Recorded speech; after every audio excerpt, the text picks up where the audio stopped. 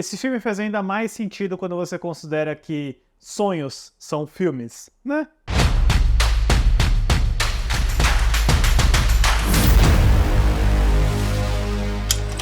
Olá, fãs da Sétima Arte, meu nome é Lucas Nascimento e esse é o Lucas Filmes e chegamos aí talvez no ponto mais interessante e fascinante da saga Hora do Pesadelo. Estamos no fim do especial, eu ainda vou falar sobre Fred vs Jason e sobre o remake, mas agora a gente está nesse sétimo filme que é tão interessante e divertido de se analisar, então vamos logo aí falar sobre o novo pesadelo, o retorno de Fred Krueger. Filme de 1994, dirigido pelo Wes Craven. Mas antes eu pedi para você curtir esse vídeo, se inscrever no canal e ativar o sininho para não perder notificação dos próximos vídeos. Nunca confie numa franquia de terror que ousa falar que tal personagem está morto ou que é o capítulo final, né? A gente sabe que Sexta-feira 13, parte 4, o capítulo final, é o quarto filme de uma franquia de 10, então nunca é o fim, nunca está verdadeiramente morto. Insira aqui o meme do Oscar Isaac falando que de alguma maneira o Palpatine voltou,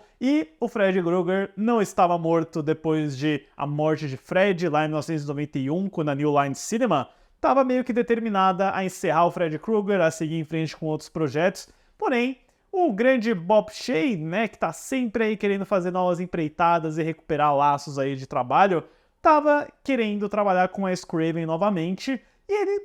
como não poderia fazer, solta aí no ar, e aí Wes, você não teria nada de novo pra fazer com o Fred Krueger, talvez, já que o Wes Craven sempre teve uma relação muito complicada com o Fred Krueger depois do primeiro filme, porque ele não gosta das sequências, ele só se envolveu no roteiro do terceiro filme, teve algumas ideias rejeitadas, e desde 1985 ele queria fazer algum tipo de ideia do Fred Krueger no mundo real, indo atrás de executivos de Hollywood. Então, o que viria a se tornar o novo pesadelo já estava no coração do Wes Craven, na mágoa dele, há muito tempo em gestação. E é justamente isso que o Wes Craven faz, né? Ele aceita a oferta do Robert Shea, ainda mais quando Shea oferece para ele uma porcentagem dos lucros das continuações, que é algo que ele nunca teve em todos esses anos. E o Wes Craven, ele diz que assiste todas as continuações, ele tenta pensar uma forma de continuar, mas que a única maneira lógica na cabeça dele era resgatar essa ideia do Fred Krueger no mundo real, de um filme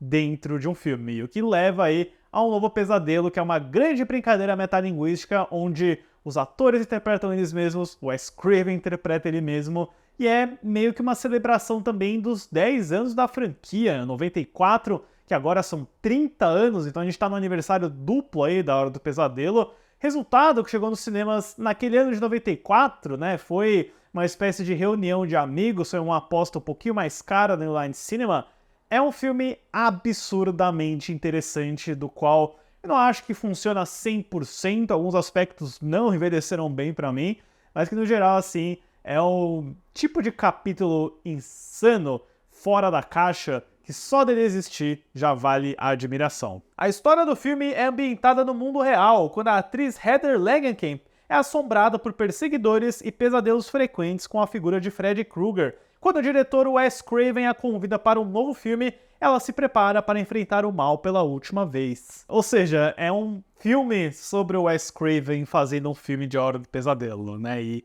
se você, como eu, adora brincadeiras metalinguísticas, isso aqui é um prato cheio, é muito legal ver a Heather Langenkamp interpretando ela mesma, ver o Robert Englund interpretando não o Fred Krueger, mas ele mesmo como um ator que interpreta o Fred Krueger e, posteriormente, essa figura maligna aí que assume a forma do Fred Krueger, a gente já vai falar sobre isso. Wes Craven atuando como ele mesmo, ele não é um bom ator, para ser sincero. Robert Shea também aparece, muita gente dos filmes da produção da New Line Cinema, eles filmaram nos escritórios da New Line Cinema, deve ter sido muito tranquilo nesse aspecto. É muito divertido, é muito legal, eu gosto de como o Wes Craven pega alguns elementos da vida real, como o fato de que a Heather Langenkamp é de fato casada com um especialista em maquiagem, um técnico de efeitos, eles incorporam isso no filme, e até o fato de que em inglês ele se chama Wes Craven's New Nightmare, porque alguém em certo ponto do filme fala Wes Craven teve um pesadelo e isso inspirou, então é o novo pesadelo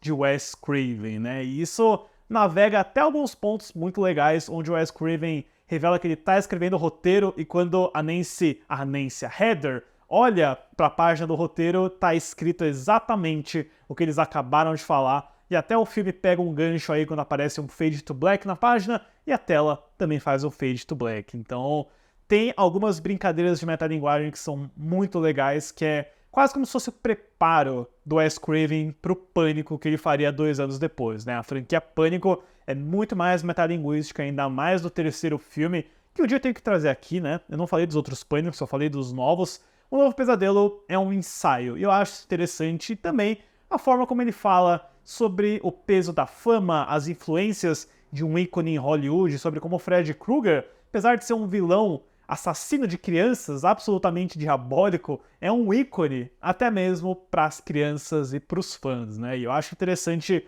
essa discussão sobre como a Heather não deixa o filho pequeno dela assistir a Hora do Pesadelo, mas aí o filme meio que vai tocando sozinho na casa dela, ela não sabe o que está acontecendo, ela tem stalkers e perseguidores. Ele cria um mundo bem interessante aí de bastidores de Hollywood, que é sempre muito divertido para mim ver. Porém, eu acho que o Novo Pesadelo bate numa parede em um determinado ponto do filme, que pra mim é um pouquinho forçação de barra. Um pouquinho forçação de barra porque eles introduzem esse conceito de que existe um mal supremo na Terra que, às vezes, é aprisionado por contadores de história, né? O que é um conceito um pouco mitológico demais pra se comprar um diálogo tão rápido como acontece no filme, e que ele tava sendo aprisionado pelos filmes da Hora do Pesadelo, e que agora que a franquia acabou, ele tá solto no mundo real. E esse mal supremo aí assumiu a forma do Freddy Krueger, o que é por isso que a gente tem o Robert Englund de volta, mas agora num visual bem diferente, ele é mais dark, ameaçador, ele tem uma luva de garra bem mais orgânica, que era o que o Wes Craven queria originalmente. Eu preciso até dizer que eu acho o visual dele meio exagerado em alguns pontos, tipo, Fred com calça de couro preto é meio tosco na minha opinião, mas eu gosto dessa reinvenção. É legal ver o Fred voltando a ser um cara mauzão e sem piadinha, em contrapartida ao que tinha acontecido nas outras continuações. Eu adoro o Fred piadeiro também, é lógico, mas é bom ver essa versão, ele tem pelo menos uma morte bem memorável, que é quando ele mata uma babá num cenário rodopiante, igual no primeiro filme, mas ao mesmo tempo, né, que eu gosto da brincadeira metalinguística da Hora do Pesadelo, eu sinto que ele não é tão imaginativo em outros aspectos, sabe? Parece que o Novo Pesadelo tem muito mais medo de terremotos do que do Freddy Krueger, porque tem umas 3 sequências que são invadidas por terremotos e fica por isso mesmo, sabe? Quando o Fred aparece, se manifesta, é meio comum demais, é meio, não sei, não tem aquela imaginação, aquela estética, aquela piração que a gente viu nas continuações do 3 até o 6 também, sabe? Tinha ideias muito legais ali, e aqui é mais tipo, o Freddy Krueger tá de volta, ele vai meter a garra em você, por exemplo. Isso fica melhor no clímax, o clímax ele tem uma espécie de batalha num templo, onde a gente vê a boca do Freddy Krueger ficando gigante, a língua dele sendo um elástico, mas, de novo, nada tão imaginativo quanto transformar um cara numa marionete humana ou mesclar um homem numa moto, sabe? Eu sinto que o ápice do que o Freddy Krueger pode fazer tá naqueles filmes, e aqui é meio que algo um pouco diferente, mais intimista até, né? Tem uma longa sequência onde a Heather, eu tenho que controlar pra não falar Nancy, tá tentando atravessar a estrada e todo o terror tá nesses carros vindo, assim, né? Uma cena meio mal feitinha, até pela projeção que eles usam ali, dá pra ver claramente que eles estão numa estrada, mas é engraçado, o Wes Craven ele mete muito mais medos normais, cotidianos, e também de mãe e filho, né? É a criança no meio da estrada, é a criança no terremoto, é o menino quando ele sobe no topo lá do brinquedo, depois ele cai, tem uma trilha sonora tão over. Eu sinto que um dos problemas desse filme pra mim, e eu diria até que o Wes Craven erra um pouco nisso do Pânico, é a trilha sonora. A trilha sonora ela é muito operática, ela é muito berrante, às vezes ela torna muito artificial a maioria das cenas. É uma música que tá pedindo pra você ter medo, pra achar aquilo chocante, mas o que tá em tela não é tão chocante, né? Eu fiquei até pensando assistindo o filme,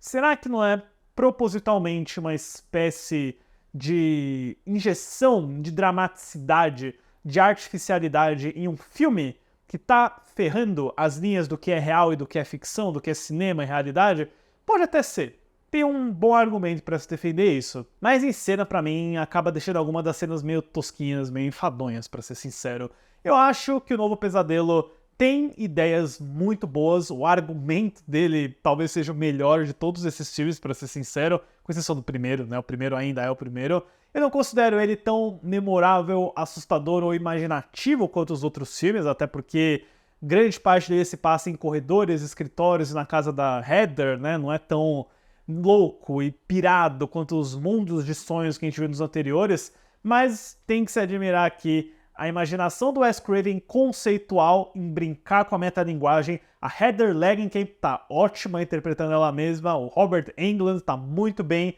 como essa versão mais casca-grossa do Freddy Krueger. Eu só queria que eles tivessem levado um passinho mais a questão de metalinguagem, mas eu sinto que tudo que o Wes Craven não fez aqui, ele foi fazer depois no Pânico e o resultado foi muito melhor, na minha opinião. Pra O Novo Pesadelo, O Retorno de Freddy Krueger, eu dou uma nota 7. E do lado financeiro, O Novo Pesadelo, apesar de ter Wes Craven e essa promessa do retorno do Freddy Krueger, né, foi uma espécie de fracasso de bilheteria. Ele é o mais baixo da saga até então, tendo sua estreia nos Estados Unidos em 14 de outubro de 1994, com 6,667 milhões, que ajustado para a inflação de hoje, dá cerca de 14,184 milhões. Fazendo um total doméstico de 18,90 milhões, que ajustado para a inflação dá cerca de 38,487 milhões, e no mundo inteiro, o valor de 19,721 milhões, que ajustado para a inflação de hoje dá cerca de 41,958 milhões. Como ele custou 8 milhões de dólares, ele conseguiu se pagar, se acertou, não foi muito popular com os fãs também,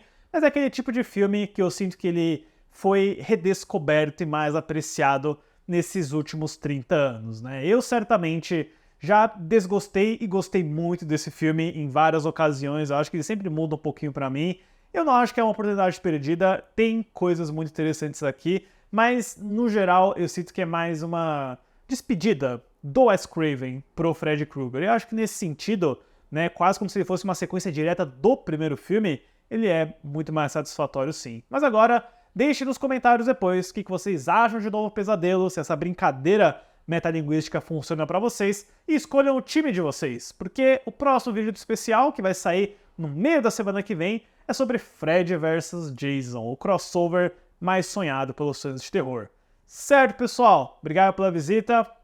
e até a próxima sessão.